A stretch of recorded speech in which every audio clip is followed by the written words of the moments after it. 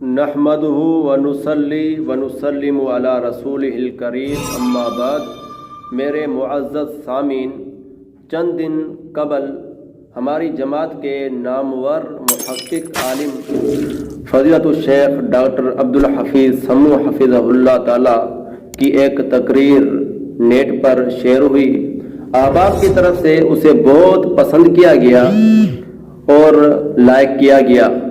क्योंकि डॉक्टर साहब हफिज़हुल्लाह ताला की ये मुख्तसर तकरीर मसला रफ़ुल यदैन के दिफा में थी और इसलिए बाज़ नास से ये तकरीर हज़म नहीं हो सकी जो लोग इस सुन्नत की मुखालिफत में पेश हैं। चुनाचे हमारे करम फरमा मोहतरम अब्दुल लतीफ़ सफदर साहब ने इस तकरीर का जवाब देने की नाकाम कोशिश की। मैं अब्दुल लतीफ़ साहब की तकरीर का जवाब देने से पहले एक बात की वजाहत करना इंतहाई ज़रूरी समझता हूँ। वो ये है कि हमारे भाई ने अपनी इस तकरीर में अहलुल हदीस को मुनाज़रे का चैलेंज किया है। तो सबसे पहले आप अब्दुल लतीफ़ साहब की ज़बानी वो चैलेंज समाअत फरमाएं, फिर उसके बाद उस पर इंशाल्लाह मैं तबसरा पेश करता हूँ।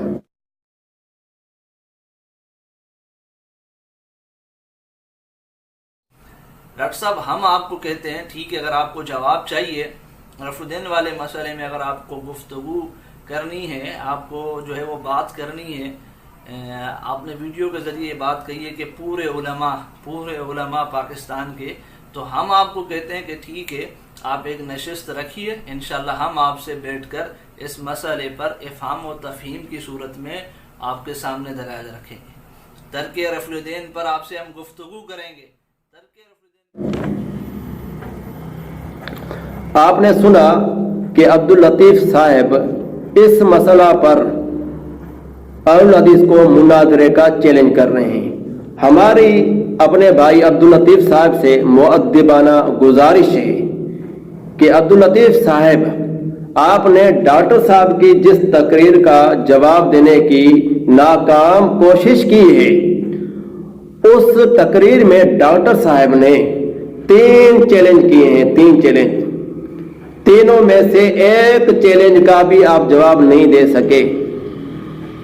3 तो दूर की बात, एक चैलेंज का भी अब्दुल लतीफ़ साहब ने जवाब नहीं दिया। तो अब्दुल लतीफ़ साहब को हम चैलेंज करते हैं, डॉक्टर साहब ने जो 3 बातें, 3 अहम नुक्ते अपनी तकरीर में जिक्र किए हैं, उन बातों पर हमसे आप बात करें।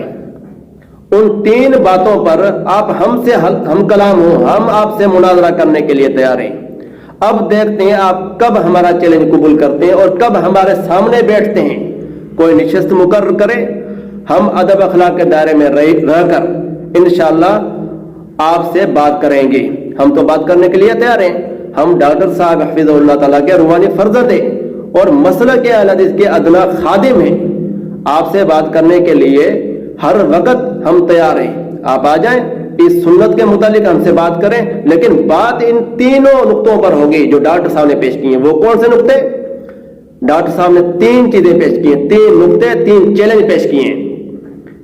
एक चैलेंज डॉक्टर साहब का ये है, पहला चैलेंज कि सहीह बुखारी में रफ़ुल यदैन की 5 अहादीस मौजूद हैं। बड़े मजे की बात यह कि अब्दुल लतीफ़ साहब ने इस बात का कतन इनकार नहीं किया, इनकार नहीं कर सके। इतनी जरूरत ही नहीं है कि इसका इनकार करें, वो रिवायत मौजूद है, अहादीस मौजूद है।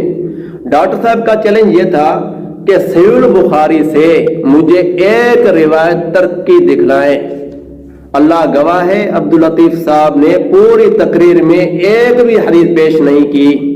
इसमें वो लाजवाब रहे हैं। दूसरा डॉक्टर साहब का चैलेंज ये था कि आप लोग वितर पढ़ते हैं 3 रकत, दुआ कुनूत से पहले आप रफ़ुल यदैन करते हैं। ये रफ़ुल यदैन अल्लाह के नबी से मुझे दिखलाएं।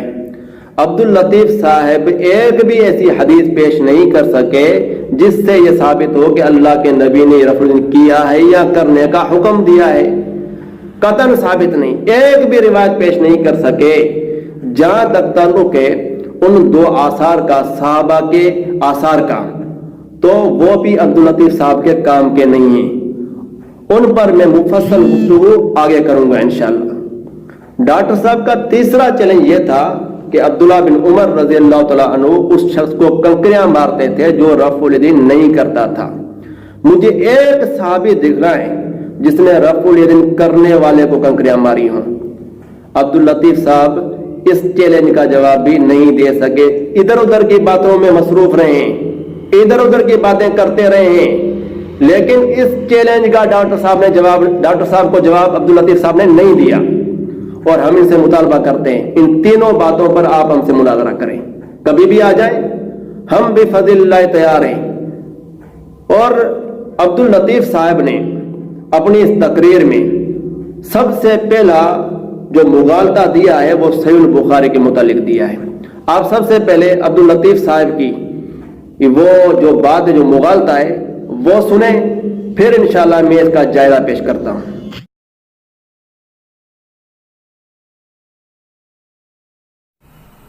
صحیح بخاری کے اندر جتنی احادیث ہیں سب کی سب صحیح ہیں، ٹھیک ہے، ہمیں اس سے انکار نہیں، لیکن ڈاکٹر صاحب ہم آپ سے پوچھتے ہیں کہ کیا صحیح بخاری کی تمام احادیث پر اہل حدیث حضرات عمل کرتے ہیں؟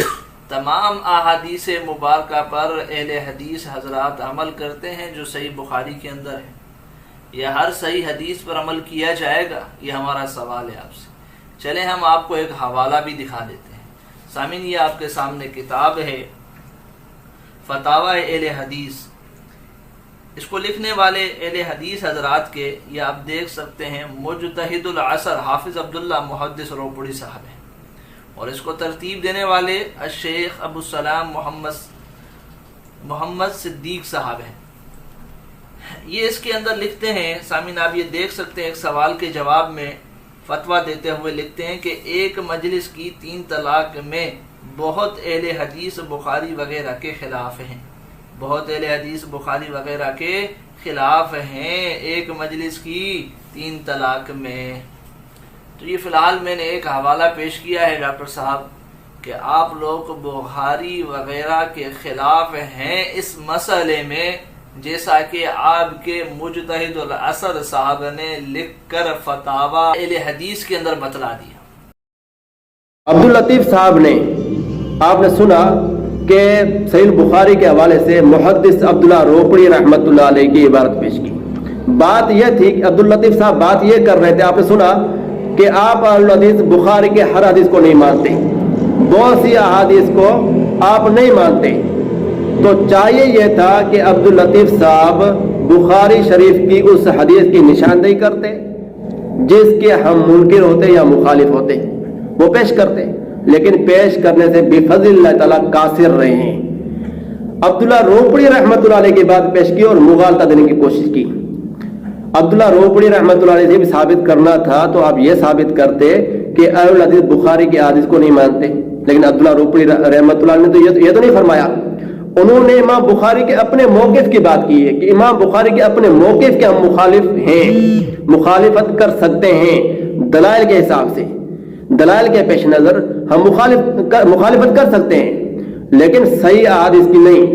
اب روپڑی صاحب رحمۃ اللہ علیہ کی وہ عبارت آپ کے سامنے میں پڑھتا ہوں، اور ہم اسکرین سامنے وہی لگاتے ہیں جو عبداللطیف صاحب نے لگایا تھا، تاکہ کوئی شخص یہ نہ کہے کہ آپ دوسرا اسکرین لائیں، نہیں، وہی عبداللطیف صاحب نے نیچے والی لائن پڑھی تھی، میں اوپر کی لائن بھی پڑھ کے سناتا ہوں مکمل بات۔ روپڑی صاحب فرماتے ہیں اہل حدیث بخاری و مسلم کے اجتہاد کو ائمہ اربعہ کے اجتہاد پر ترجیح نہیں دیتے، یعنی امام بخاری کے اجتہاد، ذاتی اجتہاد، اس کو دوسرے اماموں پر ترجیح نہیں دیتے، بلکہ دلیل کے تابع ہیں، دلیل کے پیروکار ہیں۔ دلیل کیا؟ کتاب و سنت، قرآن اور حدیث۔ اگر امام بخاری رحمۃ اللہ علیہ کی بات قرآن و سنت کے مطابق ہو یا اس کی تشریح میں ہو تو ہماری آنکھوں پر، اگر امام بخاری کی بات کس نص سے ٹکراتی ہو تو ہم نہیں مانیں گے، ہم دلیل کے پیروکار ہیں۔ روپڑی صاحب نے واضح طور پر یہ فرما رہے ہیں، اور پھر آگے مثال کے طور پر یہ بات کی، کہا کہ مثال کے طور پر ایک مجلس کی 3 طلاقوں میں بہت اہل حدیث بخاری وغیرہ کے خلاف ہیں، طلاق کے مسئلے میں اہل حدیث بخاری کے موقف کے خلاف ہیں، اور صحیح بخاری میں ایسی کوئی طلاق کے متعلق روایت نہیں ہے جس کے ہم منکر ہوں، مخالف ہوں، نہیں، امام بخاری کے اپنے اجتہاد اور اپنے موقف کہ ہم مخالفت کرتے ہیں، اس کے خلاف ہیں. یا روپڑی صاحب کی بات کا مطلب یہ ہے. لیکن عبداللطیف صاحب اس کو دوسرے پیرائے میں لے جا رہے ہیں کہ الحدیث بخاری کی احادیث کو نہیں مانتے. لیکن روپڑی صاحب یہ بات نہیں کر رہے، امام بخاری کی اپنی بات کر رہے ہیں، اپنے موقف کی بات کر رہے ہیں. اب ہم آپ کے سامنے یہ بات بھی واضح کرتے کہ احادیث کا منکر کون ہے، حدیثوں کو کون نہیں مانتا. تو یہ بات آپ کے سامنے واضح رہنی چاہیے اور کہ احادیث کا منکر، کتاب و سنت کا منکر یہ حنفی لوگ ہیں، ان کے لیے امام کا قول حجت ہے. کتاب و سنت کو نہیں مانتے، اور جب مطلب کی بات آتی ہے تو لے لیتے، مطلب کے خلاف ہوتی ہے نہیں لیتے. کتاب و سنت کے یہ پیروکار نہیں ہے. بے شمار احادیث کو انہوں نے رد کیا ہے. اگر وقت ملا تو کبھی ہم انشاءاللہ ثابت کریں گے کہ منکرین حدیث کے چور دروازے کھولنے والے یہ حنفی لوگ ہیں، انہوں نے چور دروازے کھولے ہیں. فی الحال آپ کے سامنے صرف میں 2 عبارت پیش کرتا ہوں، ان پر آپ غور کریں. پہلی عبارت رشید احمد لدھیانوی کی. رشید احمد لدھیانوی کی کتاب ارشاد القاری الی صحیح البخاری، اس میں لدھیانوی صاحب فرماتے ہیں مقلد کے لیے قول امام حجت ہے، نہ کہ ادلہ اربع. مقلد کے لیے صرف امام کا قول حجت ہے، 4 دلائل حجت نہیں. قرآن سنت اجماع یہ چیزیں حجت نہیں. قرآن و سنت کو تو سرے سے آپ مانتے ہی نہیں ہیں، آپ کے علماء کہہ رہے ہیں. اور دوسرا اسی عالم کا حوالہ میں پیش کرنے لگا ہوں. اسی عالم نے اپنی دوسری کتاب احسن الفتاوی میں یہ بات فرمائی ہے کہ رجوع الی الحدیث وظیفہ مقلد نہیں. مطلب حدیث کی طرف جانا یہ مقلد کا کام نہیں. اب دیکھیں حدیث کا منکر کون ہے، آپ ہیں یا ہم نے تو آپ کے گھر سے یہ حوالہ پیش کیا ہے. ہم الحدیث بفضل اللہ تعالیٰ کتاب و سنت کے پابند ہیں. قرآن و حدیث سے کوئی چیز ثابت ہو جائے ہمارا اس پر ایمان ہوتا ہے. ایک بھی ایسی حدیث نہیں ہوگی جو صحیح حدیث ثابت ہو جائے چاہے بخاری میں ہو یا کسی بھی کتاب میں ہو. صحیح بخاری کے تو جمیع روایت صحیح ہے، جمیع مرفوع متصل روایت، لیکن کسی اور کتاب میں بھی ہو اس کی سند صحیح ہو تو ہم الحدیث پر اس پر ایمان رکھنا واجب سمجھتے ہیں، ضروری سمجھتے ہیں. آگے عبداللطیف صاحب موضوع سے ہٹ کر سجدوں کے رفع الیدین کی طرف چلے گئے ہیں.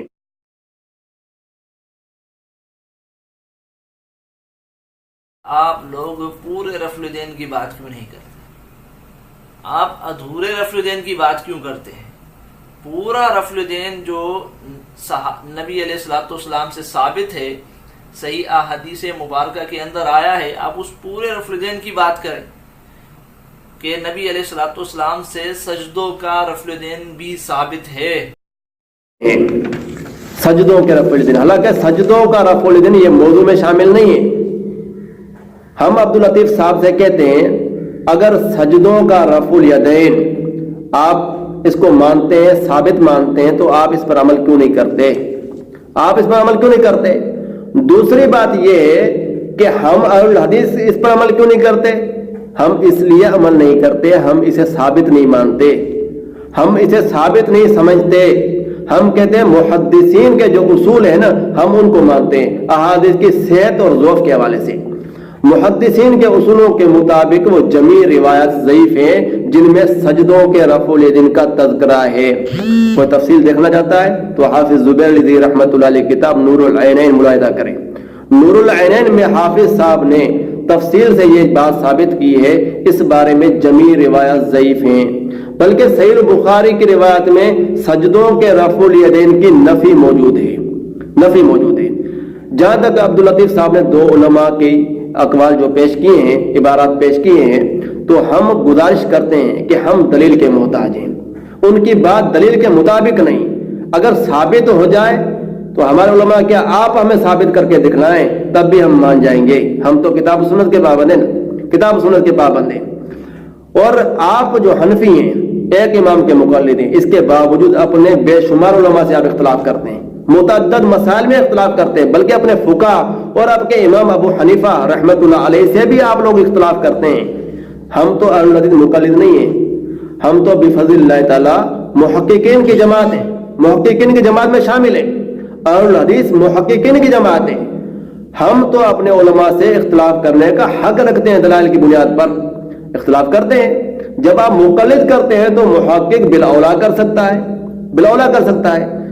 تو عبداللطیف صاحب کی یہ بات جو ہے قابل التفات ہی نہیں کہ آپ کے علماء نے یہ فرمایا ہے. ہم کہتے ہیں ہمارے جمہور علماء اہل حدیث اس بات کو نہیں مانتے، اور ان کی بات جمہور کے مقابلے میں شاذ ہے، اور شاذ بات کو آپ بھی نہیں مانتے. آپ لوگوں کے بے شمار حوالے موجود ہیں. آگے عبداللطیف صاحب نے قنوت میں جو وطروں میں رفع الیدین کا ذکر کیا اور اس کے متعلق دلائل دینے کی کوشش کی. سب سے پہلے آپ وہ سماعت فرما لیں. جہاں تک آپ نے یہ بات کہی کہ جی احناف حضرات قنوت میں رفع الیدین کرتے ہیں، اس کے متعلق جہاں تک آپ نے بات کہی تو انشاءاللہ ہم آپ کے سامنے اس کے بھی دلائل رکھ دیتے ہیں. یہ سامعین آپ دیکھ لیجئے، یہ جز رفع الیدین ہے آپ کے سامنے، یہ انہی کے ایک عالم کا ترجمہ ہے جن کو یہ جو ہے وہ اپنا شیخ مان رہے ہیں اور محدث مان رہے ہیں. اس کے اندر آپ دیکھ سکتے ہیں کہ حضرت عمر رضی اللہ تعالیٰ عنہ قنوت میں ہاتھ اٹھاتے تھے. حضرت عمر رضی اللہ تعالیٰ عنہ قنوت میں کیا کرتے تھے؟ یرفع یدی فی القنوت، کہ حضرت عمر رضی اللہ تعالیٰ عنہ قنوت میں رفع الیدین کرتے تھے. اسی طریقے سے اس سے نیچے والی روایت بھی ہے، آپ وہ دیکھ سکتے ہیں کہ عبداللہ بن مسعود رضی اللہ تعالیٰ عنہ سے بیان کرتے ہیں کہ وہ وطر کی آخری رکعت میں قل هو اللہ احد پڑھتے تھے، پھر اپنے دونوں ہاتھ اٹھاتے اور رکوع سے پہلے قنوت پڑھتے تھے، اور رکوع سے پہلے قنوت پڑھتے تھے. تو دیکھ لیجئے حضرت عمر رضی اللہ تعالی عنہ اور حضرت عبداللہ بن مسعود رضی اللہ تعالی عنہ قنوت میں رفع الیدین کرتے تھے. یعنی جس طرح ہم رفع الیدین کرتے ہیں اسی طریقے سے یہ حضرات کرتے تھے. اور ان احادیث کو، ان آثار کو امام بخاری نے سامعین آپ دیکھ سکتے ہیں آگے صحیح کہا ہے. امام بخاری رحمۃ اللہ علیہ نے ان آثار کو صحیح کہا ہے. لیکن آپ نے سنا کہ عبداللطیف صاحب ڈاکٹر صاحب حفظہ اللہ تعالیٰ کے چیلنج کو توڑ نہیں سکے. ڈاکٹر عبدالحفیظ سمو حفظہ اللہ تعالیٰ نے یہ چیلنج کیا تھا 3 رکعت آپ وتر پڑھتے ہیں اور اس میں دعا قنوت سے پہلے آپ رفع الیدین کرتے ہیں. اس بارے میں ایک مرفوع حدیث مجھے دکھلائیں، اللہ کے نبی سے یہ عمل ثابت کریں کہ اللہ کے نبی نے کیا ہو یا کرنے کی ترغیب دلائی ہو. اللہ کے نبی سے ثابت کریں. اور جو رفع الیدین اللہ کے نبی سے ثابت ہے، بخاری سے 5 احادیث ہم پیش کرتے جس کا انکار تم لوگ بھی نہیں کرتے، تم بھی اس کا اعتراف کرتے ہو کہ بخاری میں 5 روایات موجود ہیں، اس پر آپ کبھی عمل نہیں کرتے. اور جو رفع الیدین اللہ کے نبی سے ثابت نہیں روزانہ عمل کرتے ہیں. عبداللطیف صاحب نے ڈاکٹر صاحب کے اس چیلنج کا جواب نہیں دیا. چاہیے یہ تھا کہ وہ حدیث دکھلاتے اللہ کے نبی سے کہ اللہ کے نبی نے یہ رفع الیدین کیا ہے یا کرنے کا حکم وغیرہ دیا ہے. اللہ کے نبی سے مرفوعاً کسی بھی طور پر یہ روایت ثابت کر کے دکھلاتے، لیکن بالکل ناکام رہے، ایک بھی نہیں پیش کر سکے، ایک بھی نہیں پیش کر سکے. اور یہ میرا چیلنج ہے، تا قیامت کوئی حنفی عالم پیش نہیں کر سکتا. ہم منتظر ہیں آپ کے، ہم نے چیلنج دیا آپ کو، آپ کبھی آ جائیں ہمارے سامنے یہ پیش کر کے ہمیں دکھلائیں، پیش کریں ہمارے سامنے، کبھی آ جائیں ہم سے ہم کلام ہو اس مسئلے پر. کیوں نہیں آتے آپ؟ کیوں نہیں اس مسئلے پر ہم سے بات کرتے؟ ہم نے آپ کو چیلنج دیا ہے، ہم آپ کے منتظر ہیں، دیکھتے ہیں کب آپ ہمیں جواب دیتے ہیں. آگے عبداللطیف صاحب نے 2 صحابہ کے آثار پیش کیے ہیں، اور یہ دونوں آثار عبداللطیف صاحب کے کام کے نہیں ہیں، دونوں کام کے نہیں ہیں. پہلا اثر سیدنا عمر فاروق رضی اللہ تعالیٰ عنہ کا پیش کیا ہے، اور اس میں انہوں نے خیانت سے کام لیا ہے. اب یہ کہہ رہے تھے ڈاکٹر صاحب حفظہ اللہ تعالیٰ نے خیانت سے کام لیا. اب دیکھتے ہیں خیانت سے کام کس نے لیا ہے. خیانت سے کام عبداللطیف صاحب نے 2-3 مقامات پر لیا ہے. ایک مقام پہلے گزر چکا، محدث روپڑی رحمۃ اللہ علیہ کی عبارت، اور دوسرا مقام یہ ہے، یہ سیدنا عمر کا جو اثر امام بخاری کی کتاب سے ثابت کیا، امام بخاری رحمۃ اللہ علیہ کی کتاب سے. اس کی تخریج عوام الناس کے سامنے نہیں رکھی، تخریج نہیں رکھی. جبکہ جب تک ایک حدیث کی ہم تخریج نہیں کرتے، تمام طرق جمع نہیں کرتے، تو کوئی مسئلہ صحیح طور پر ہم اخذ نہیں کر سکتے. ایک ٹکڑے سے مسئلہ اخذ نہیں کیا جاتا، تمام ٹکڑے جو ہیں وہ ملائے جاتے ہیں. جیسا کہ انور شاہ کاشمی نے فیض الباری میں یہ کہا ہے، واضح طور پر فیض الباری میں کہا ہے کہ احادیث کے تمام ٹکڑے جمع کیے جائیں، تخریج کیا، طرق جمع کیے جائیں، اور پھر اس کو مکمل حدیث کر کے پھر اس سے جو ہے مسائل اخذ کیے جائیں. ان کی بات کا مفہوم یہ اس کی آپ کے سامنے ہے. تو یہ روایت مصنف ابن ابی شیبہ میں موجود ہے، تو وہاں پر یہ الفاظ ہے، میں آپ کے سامنے پڑھتا ہوں، اسکرین بھی موجود ہے، میں پڑھ کے دکھلاتا ہوں. تو وہاں پر ابو عثمان فرماتے ہیں کان عمر یقنط بنا بعد الرکوع، عمر رضی اللہ تعالیٰ عنہ ہمیں رکوع کے بعد قنوت کراتے. پہلی خیانت رکوع کے بعد جو چیز تھی اسے پہلے قرار دے دیا عبداللطیف صاحب نے، حالانکہ اس کا تعلق رکوع کے بعد ہے، پہلے نہیں ہے. وَيَرْفَعُ يَدَيْهِ، اور ہاتھ اٹھا کر دعا کرتے. اب دعا کو رفع الیدین بنا دیا اور رکوع کے بعد جو چیز تھی اسے رکوع سے پہلے قرار دے دیا. یہاں پر یقنط بنا بعد الرکوع وَيَرْفَعُ يَدَيْهِ، یہ واضح الفاظ موجود ہیں مصنف ابن ابی شیبہ میں. اسی ابو عثمان سے مولانا صاحب آپ تخریج کر لیتے تو مسئلہ آپ کے سامنے کھل کر واضح ہو جاتا. یہ روایت آپ کے کام کی نہیں ہے. پھر بڑی مزے کی بات یہ کہ امام ابن ابی شیبہ رحمۃ اللہ علیہ کا فہم، امام ابن ابی شیبہ نے اس اثر سے کیا سمجھا ہے. ایک بات عبداللطیف صاحب سمجھ رہے اور دوسری ہمارے سلف ابن ابی شیبہ جو ان احادیث کے وارث ہیں محدثین، انہوں نے اس اثر کے اوپر باب باندھا ہے. وہ باب بھی ملاحظہ کیجئے. فرماتے ہیں من کان یرفع یدیہ فی قنوت الفجر، فجر کی قنوت میں، قنوت نازلہ میں، فجر میں رکوع کے بعد ہاتھ اٹھانا. اور فجر کو انہوں نے وتر قرار دے دیا. جس کا تعلق فجر سے تھا اس کو وتر بنا دیا انہوں نے، اور جو رکوع کے بعد تھی اسے رکوع سے پہلے قرار دے دیا. دیکھیں کتنی خیانتیں کی ہیں عبداللطیف صاحب نے. اگر تخریج کر لیتے، مختلف کتب میں دیکھ لیتے تو مسئلہ حل ہو جاتا، لیکن یہ زحمت انہوں نے نہیں کی. اور دوسری بات یہ کہ یہ اثر سندن بھی ضعیف ہے، سندن ثابت نہیں ہے، کیونکہ جعفر بن میمون جو راوی ہے اس کو جمہور محدثین نے ضعیف قرار دیا ہے. جمہور محدثین نے اس راوی پر ہم جرح پیش نہیں کرتے، جرح پیش کرنے کی ضرورت نہیں ہے. وہ اس لیے نہیں ہے، اگر بے فرض محال اسے صحیح تسلیم کر لیا جائے تو بھی مولوی عبداللطیف صفدر صاحب کے کام کا نہیں ہے. دوسرا اثر انہوں نے پیش کیا سیدنا عبداللہ بن مسعود رضی اللہ عنہ کا. عبداللہ بن مسعود رضی اللہ عنہ کا اثر بھی ان کے کام کا نہیں ہے. وہ اس لیے ان کے کام کا نہیں ہے کہ وہ اثر بھی سندن ضعیف ہے. اس اثر میں لیث بن ابی سلیم موجود ہے. یہ مدلس بھی تھا، مختلف بھی تھا. حنفی علماء نے اس پر جرح کر رکھی ہے، اور روایت بھی ان سے کر رہا ہے. اور حنفی علماء نے اسے مطلقاً ضعیف قرار دیا ہے. حنفی علماء کے نزدیک یہ ضعیف راوی ہے. جیسا کہ آپ کے سامنے میں چند حوالے پیش کرتا ہوں. اختصار کے پیش نظر صرف 4 حوالے پیش کر رہا ہوں، ورنہ 20 حوالے موجود ہیں. ہم کسی فرصت میں پیش بھی کریں گے، ضرورت ہوئی تو انشاءاللہ ہم پیش بھی کریں گے، لیکن فی الحال 4 حوالے پیش کر رہے ہیں. ایک ہے علامہ عینی حنفی، ان کی مشہور کتاب ہے عمدۃ القاری. اس میں آپ دیکھیں اس راوی کے بارے میں لکھا ہوا لیث بن ابی سلیم کے بارے میں ایک روایت پر جرح کرتے ہوئے کہتے ہیں وفی اسناد ہی لیث بن ابی سلیم، اس کی سند میں لیث بن ابی سلیم موجود ہے. یہ علامہ عینی حنفی رحمت اللہ علیہ کہہ رہے ہیں کہ اس کی سند میں لیث بن ابی سلیم موجود ہے. وہو ضعیف، یہ ضعیف ہے، لا یحتج بہ، اسے حجت نہیں پکڑی جائے گی. اور عبداللطیف صاحب حجت پکڑ رہے ہیں. آپ کے اکابر کہہ رہے ہیں حجت نہیں پکڑی جائے گی، علامہ عینی حنفی، اور آپ کہہ رہے ہیں حجت پکڑی جائے گی، حجت پکڑ رہے ہو. اور دوسرے آپ کے عالم ہیں علامہ ذیلی، ان کی کتاب نصب الرایا، اس میں وہ کہتے ہیں کہ وہ ضعیف، یہ ضعیف ہیں، لیث بن ابی سلیم ضعیف ہیں. اور تیسرے آپ کے اثر حاضر کے اس دور کے موجودہ آپ کے جو مفتی ہیں، مفتی تقی عثمانی صاحب، درس ترمذی میں اسے ضعیف قرار دیتے ہیں.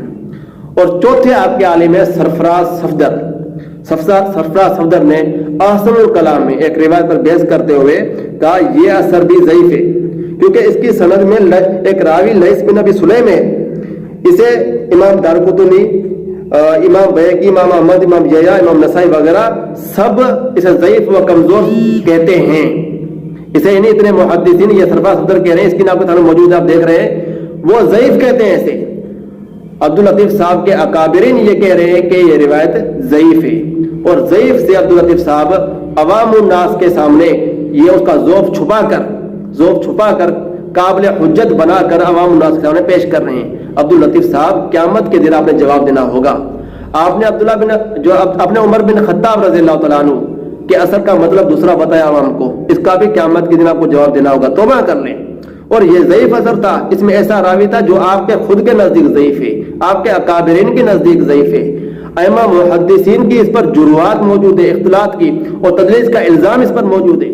اس کے باوجود آپ نے ایسے راوی کی روایت جو اپنے مقصد میں تھی اسے حجت پکڑی اور عوام الناس کو دھوکہ دینے کی ناکام کوشش کی۔ سامعین، آپ کے سامنے میں نے یہ واضح کیا تھا شروع میں کہ ڈاکٹر عبدالحفیظ سمو حفظہ اللہ نے 3 چیلنج کیے ہیں، 3 چیلنج۔ تیسرا چیلنج ڈاکٹر صاحب کا یہ تھا، مجھے ایک ایسا صحابی دکھنا ہے جس نے رفع الدین کرنے والے کو کنکریاں ماری ہوں، کیونکہ عبداللہ بن عمر رضی اللہ تعالی عنہ وہ رفع الدین کے تارک کو جو رفع الدین نہیں کرتا تھا اسے کنکریاں مارتے تھے۔ مجھے ایک صحابی دکھنا جس نے رفع الدین کرنے والے کو کنکریاں ماری ہوں۔ آپ دیکھیں عبداللطیف صفدر صاحب ادھر ادھر کی باتوں میں مصروف ہیں، اس ڈاکٹر صاحب کے اعتراض کا انہوں نے جواب نہیں دیا۔ پہلے عبداللطیف صاحب کی یہ بات آپ سن لیں، پھر انشاءاللہ اس پر میں تبصرہ کرتا ہوں۔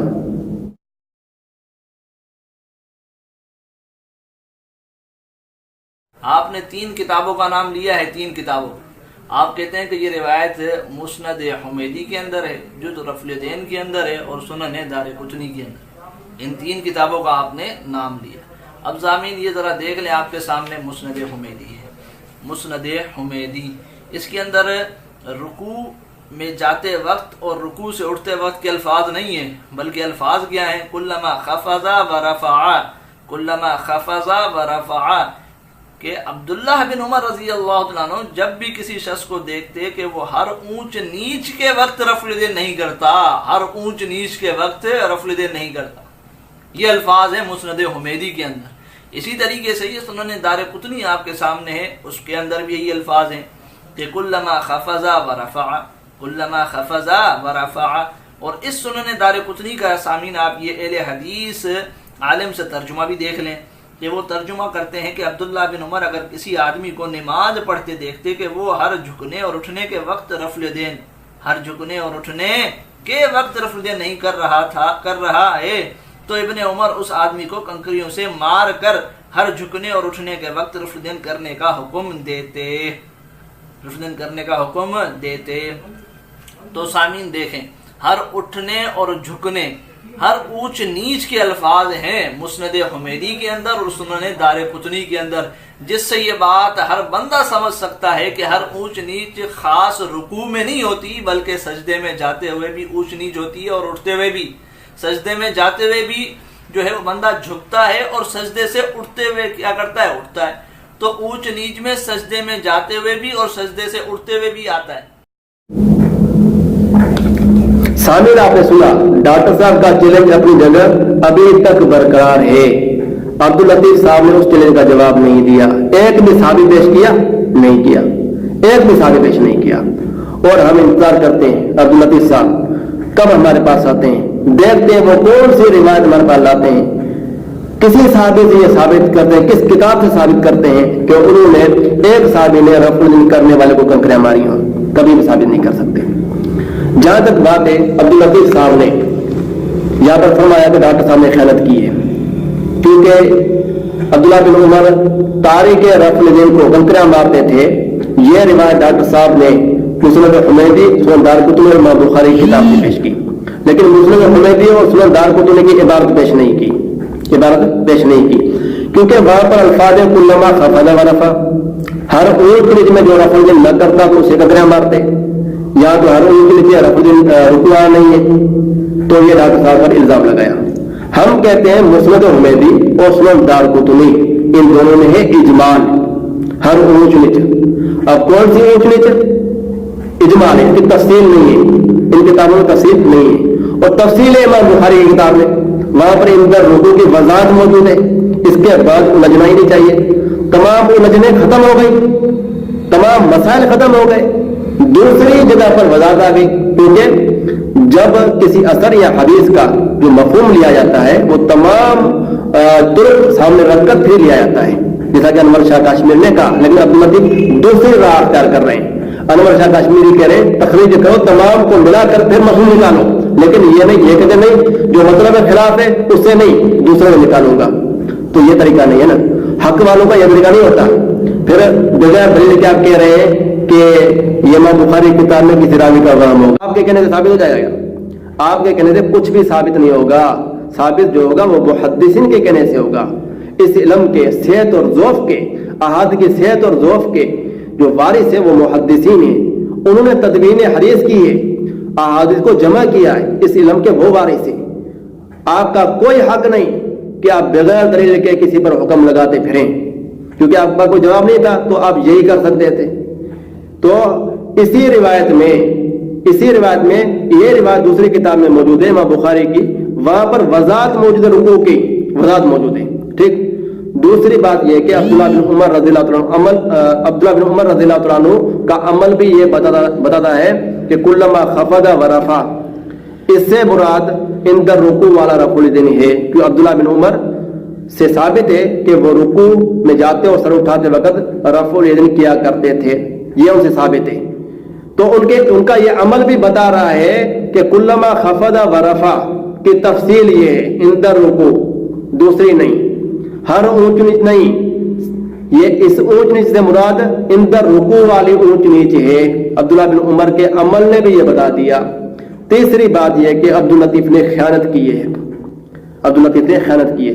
دیکھیں سنن دارقطنی کا اسکرین پیش کیا، وہاں سے روایت پیش کی، سنن دارقطنی میں روایت کلما خفض ورفع، صحیح ہے، یہ روایت تھی۔ اب اس روایت سے امام دارقطنی نے کیا سمجھا ہے؟ امام دارقطنی نے اس حدیث کے اوپر باب قائم کیا، وہ باب ملاحظہ کریں، باب ہے باب ذکر تکبیر ورفع الیدین عند الافتتاح والرکوع والرفع منہ۔ امام دارقطنی نے اس روایت کلما خفض ورفع، اس کے اوپر باب قائم یہ کیا کہ شروع نماز میں رفع الیدین، رکوع جاتے اور رکوع سے سر اٹھاتے وقت کہ رفع الیدین کا ذکر۔ اس باب کے تحت امام دارقطنی کلما خفض ورفع یہ روایت لائے ہیں۔ تو امام دارقطنی نے بھی اس سے کلما خفض ورفع ہر اونچ نیچ سے رکوع والی اونچ نیچ سمجھی ہے۔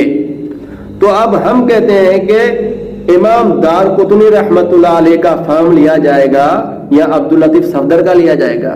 لازمی بات ہے، امام دارقطنی جو محدث ہیں انہوں نے اس حدیث سے جو سمجھا وہ لیا جائے گا نا۔ عبداللطیف صاحب کی تو اس کے سامنے کوئی حیثیت ہی نہیں ہے۔ اور دوسرا حوالہ آپ کے سامنے ایک اور پیش کروں کہ امام ابن عبد البر رحمۃ اللہ علیہ، ان کی کتاب الاستذکار، اس میں امام احمد کے حوالے سے وہ لکھتے ہیں۔ یہاں پر امام احمد بن حنبل رحمۃ اللہ علیہ کا حوالہ میں ذکر نہیں کر رہا، کیونکہ ان کی بات انہوں نے ذکر کی ہے ابن عبد البر رحمۃ اللہ علیہ نے۔ تو جو کسی کا قول ذکر کرے اور اس پر کوئی اعتراض نہ کرے تو وہ مصنف کا بھی وہی نظریہ ہوتا ہے، جیسا کہ سرفراز صفدر نے تفریح الخواطر میں یہ بات لکھی۔ سرفراز صفدر نے اس اصول کو متعارف کروا دیا ہے تفریح الخواطر میں۔ تو امام ابن عبد البر رحمۃ اللہ علیہ احمد بن حنبل رحمۃ اللہ علیہ کے حوالے سے لکھتے ہیں، احمد بن حنبل کے حوالے سے، کہ انہوں نے مسئلہ رفع الیدین میں اس چیز کو پیش کیا ہے، اس روایت کو پیش کیا ہے، مسئلہ رفع الیدین میں ابن عبد البر رحمۃ اللہ علیہ نے۔ تو ابن عبد البر رحمۃ اللہ علیہ کا موقف، انہوں نے بھی اس حدیث سے یہ سمجھا کہ اس کا تعلق کلما خفض ورفع، اور عبداللہ بن عمر رضی اللہ عنہ کے اس اثر کا تعلق عند الرکوع سے، ہر اونچ نیچ سے نہیں ہے۔ جو اونچ نیچ ہے وہ صرف رکوع والی اونچ نیچ، رکوع والی اونچ نیچ، رکوع کرتے اور رکوع سر اٹھاتے وقت جو شخص رفع الیدین نہیں کرتا تھا، عبداللہ بن عمر اسے کنکریاں مارتے تھے۔ اللہ تعالیٰ سے دعا ہے کہ اللہ تعالیٰ ہمیں حق و سچ قبول کرنے کی توفیق عطا فرمائے۔